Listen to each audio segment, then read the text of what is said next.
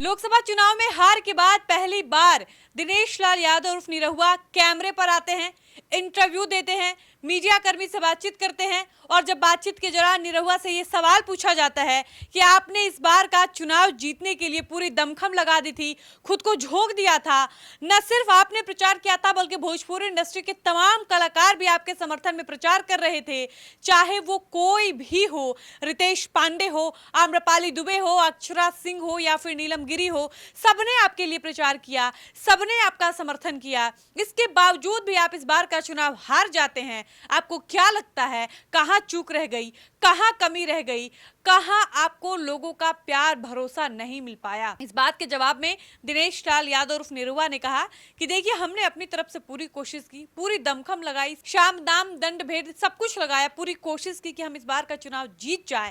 लेकिन जो विपक्ष था, जो हमारे विरोधी थे, वो इस प्रकार से लोगों को भ्रमित किए कि हमारा जो हमारी बातें थी, जो हमारा अटैक था, वो विपक्ष पर काम नहीं कर पाया। इतना ही नहीं, दिनेश लाल यादव उर्फ निरहुआ ने यह भी कहा कि देखिए, जो हमारे अगेंस्ट चुनाव लड़ रहे थे, जो जीत गए हैं, उन लोगों ने ग्राउंड लेवल पर आकर लोगों को इस प्रकार से भ्रमित करने की कोशिश की कि वो सफल भी हुए और वो चुनाव जीत गए। और आजमगढ़ की प्यारी भोली भाली जनता ने उनके बात पर विश्वास भी किया।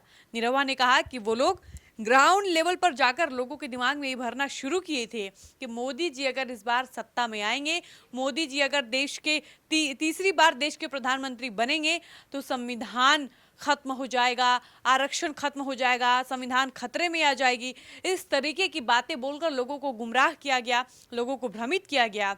और आजमगढ़ की भोली भाली प्यारी सी जनता, इनोसेंट जनता ने उनकी बातों पर विश्वास किया और यही कारण रहा कि हम लोग सच्चाई दिखाकर भी, काम करके भी जीत नहीं पाए। इसके अलावा आपको बता दें कि निरहुआ ने यह भी कहा कि ठीक है, इस बार उनको मौका मिला है, वो अपने आप को साबित करें, वो दिखा दे कि वो अगली बार सांसद चुनने जाने के लायक हैं कि नहीं, वरना सब कुछ जनता के हाथ में है। जनता ही तय करेगी कि अगली बार उनका क्या कुछ हश्र होगा।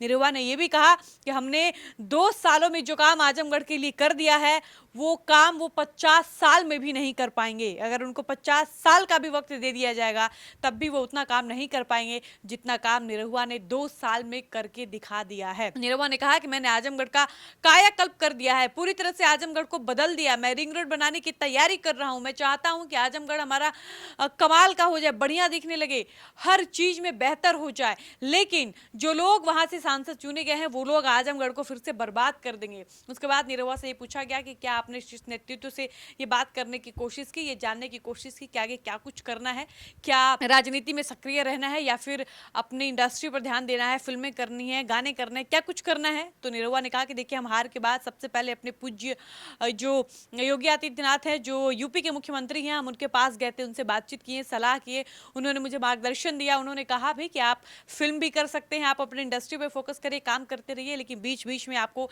आजमगढ़ भी आते जाते रहना है, आजमगढ़ में भी काम करना है, ताकि लोगों का विश्वास जो है वो आपसे बना रहे और वो विश्वास खत्म ना हो। निरहुआ ने कहा कि देखिए, हम आजमगढ़ में भी शूट करते हैं और करते रहेंगे, करते भी थे। इसके अलावा अयोध्या, बस्ती, गोरखपुर, हर जगह मेरा जाना होगा। अगर मुझे 2 फिल्में करनी होगी तो 2 फिल्मों के बीच से कम 10 मिनट का समय निकालकर मुझे आजमगढ़ में भी देना होगा, क्योंकि आजमगढ़ के लोग मुझ पर बहुत भरोसा करते हैं, विश्वास करते हैं और उनका प्यार मेरे लिए बहुत ज़रूरी है। और एक बार फिर से हम उसी ताकत, उसी एनर्जी से लड़ेंगे और मुझे विश्वास है कि अगली बार जो चुनाव होगी लोकसभा की, उसमें मेरी जीत होगी।